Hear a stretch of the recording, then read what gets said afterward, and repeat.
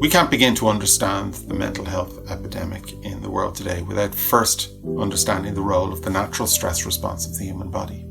These days it's better known as the fight or flight response, and it's central to the crisis that we find ourselves in today.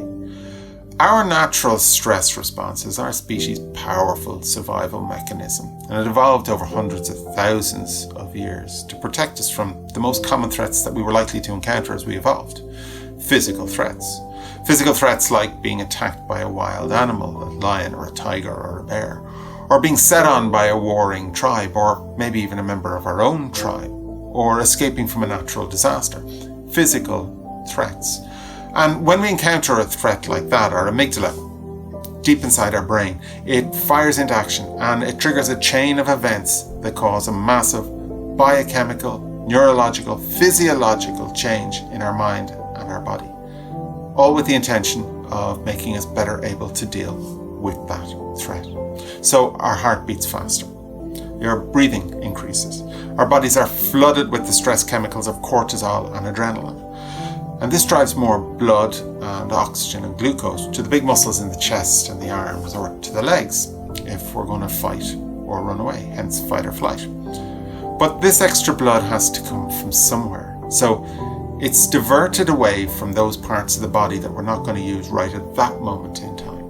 Our digestive system, our reproductive system, our immune system, and probably most significantly, our thinking. Our neocortex is restricted. That's the seat of our logical, creative, strategic, and rational thinking.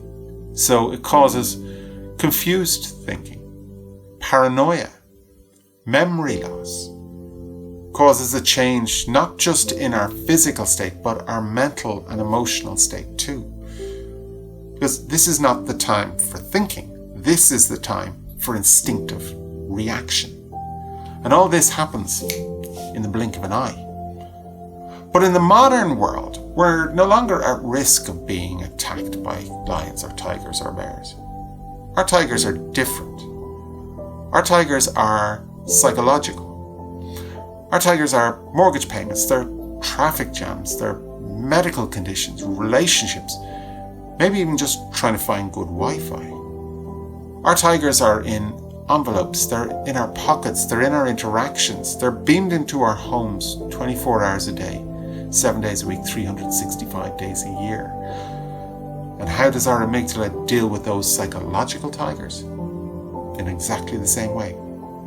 It triggers the fight or flight stress response. And because our minds are so powerful, we can make thought as real as the outside world, and we can trigger off the stress response by thought alone. A physical response to a psychological stress. And why? Because it's the only stress response that we have.